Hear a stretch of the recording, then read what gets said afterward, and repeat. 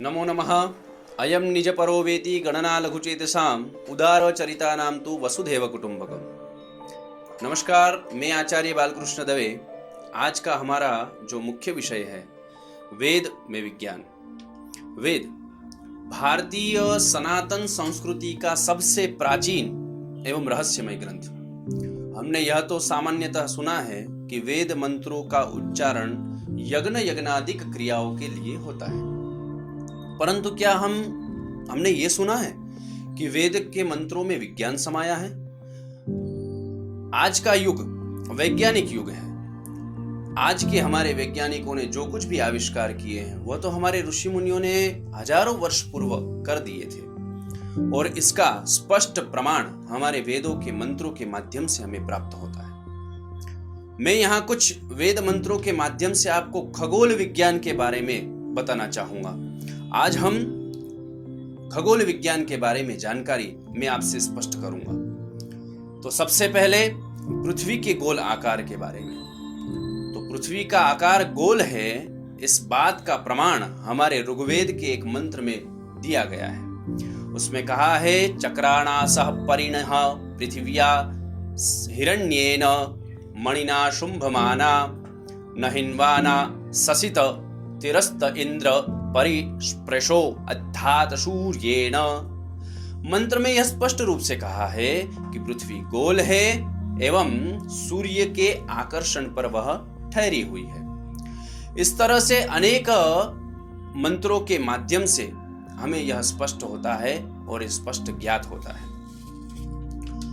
हमारे महान वैज्ञानिक एवं हमारे ऋषि भास्कराचार्य जी ने भी पृथ्वी के गोल होने के अनेक उदाहरण एवं सूर्य के आकर्षण, सूर्य के गुरुत्वाकर्षण पर ठहरने के अनेक उदाहरण वेद के सिद्धांतों के अध्ययन करने पर उन्होंने अपना जो ग्रंथ है सिद्धांत शिरोमणि के गोलाध्याय में उन्होंने लिखा है। चित्र में आप देखिए, कांसे से बना प्राचीन भारतीय खगोल। यदि हम यजुर्वेद की बात करें तो यजुर्वेद के 3 अध्याय के 6 मंत्र के अंदर कहा है, आयंगौहु प्रश्निरकरमीद सदन मातरम पुरः पितरं च प्रयन्स्वः। अर्थात मंत्र में यह स्पष्ट रूप से कहा है कि पृथ्वी अंतरिक्ष में घूमती है और वह जल के साथ सूर्य के चारों ओर चक्कर लगाती है, चारों ओर घूमती है। अब बताइए भला हमारे ऋषि मुनि वैज्ञानिक कैसे नहीं थे? ग्रह परिचालन का सिद्धांत तो ऋषि मुनि ही बता सकते थे और वह वैज्ञानिक थे।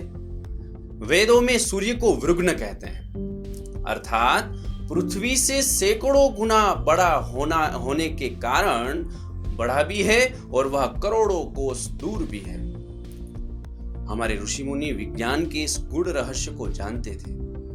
जैसे हम अथर्ववेद के एक मंत्र के पद को लेते हैं, दिवि सोमो अधिश्रितः, अर्थात जिस तरह चंद्रलोक सूर्य से प्रकाशित होता है उसी तरह पृथ्वी भी सूर्य से ही प्रकाशित होती है।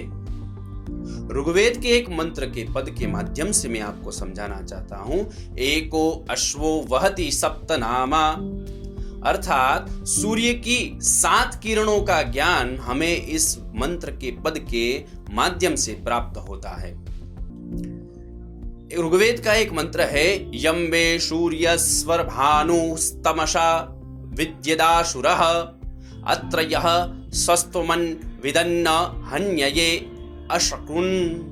अर्थात जब चंद्रमा पृथ्वी और सूर्य के बीच आ जाता है तब सूर्य स्पष्ट रूप से दिखाई नहीं देता है, और चंद्रमा द्वारा सूर्य के बीच में आने के कारण अंधकार हो जाता है और वह सूर्य ग्रहण होता है। अब सूर्य ग्रहण और चंद्र ग्रहण दोनों के सिद्धांतों का वर्णन हमारे वेदों के अंदर हमें प्राप्त होता है।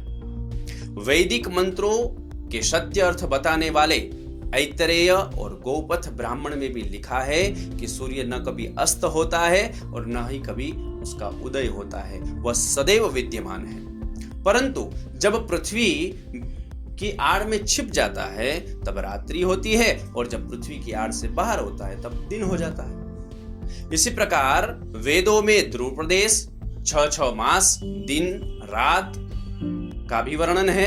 पृथ्वी पर ऐसी कोई जगह नहीं है जिसका परिचालन, जिसका अध्ययन हमारे ऋषि मुनियों ने पूर्व काल में न किया हो। दोस्तों, वेदों में वर्ष की अवधि भी बताई है। ऋग्वेद के अंदर वर्ष की अवधि के बारे में बताते हुए कहा गया है कि जिस प्रकार रथ के पहिए के समान, रथ का पहिया जिस प्रकार से चलता है उसी प्रकार से वर्ष चलता है। रथ के पहिए में जैसे 12 किले होती है, वैसे ही 12 मास का वर्णन है। और जैसे जैसे वह किले नजदीक आती है, सूर्य के नजदीक आती है, और आने और जाने में जितना जो समय होता है उसे वह ऋतुओं के माध्यम से वर्णन किया गया है। उस वर्ष में 360 दिन रूपी किले कभी विचलित नहीं होती है। वास्तव में पृथ्वी द्वारा सूर्य की परिक्रमा 365 दिन 5 घंटे 48 मिनट 45.51 सेकंड में पूरी होती है, लेकिन वेदों में चंद्रमास के हिसाब से 360 दिन का है। चंद्रमास में प्रत्येक 32 मास में एक बार एक लौंद यानी कि अधिक मास आता है, जो हम देखते हैं, जो 3 वर्ष में एक बार आता है। और वेदों में इस अधिक मास का भी वर्णन है।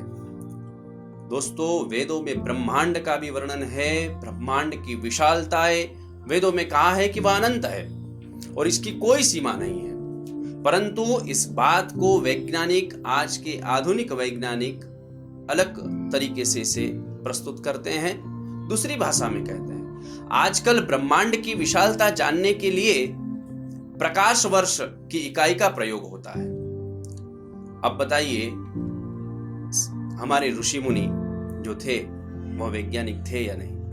हमारे वेदों में विज्ञान का अपार भंडार है, परंतु मित्रों, जिस प्रकार से एक हंस होता है, वह दूध में रहे जल को दूध का ग्रहण करता है और पानी को छोड़ देता है, उसी प्रकार से हमने खगोलीय विज्ञान के इस भंडार में से कुछ सारभूत, यत्सारभूतम तदुपासनीयम हंसो यथा क्षीरमिमाम्बु मध्यात्, तो जो सार रूपी था वो हमने ग्रहण किया और जो सार रूपी नहीं था वो हमने छोड़ दिया। इस प्रकार से हमारे वेदों में विज्ञान अपार मात्रा में समाया हुआ है। बहुत बहुत धन्यवाद।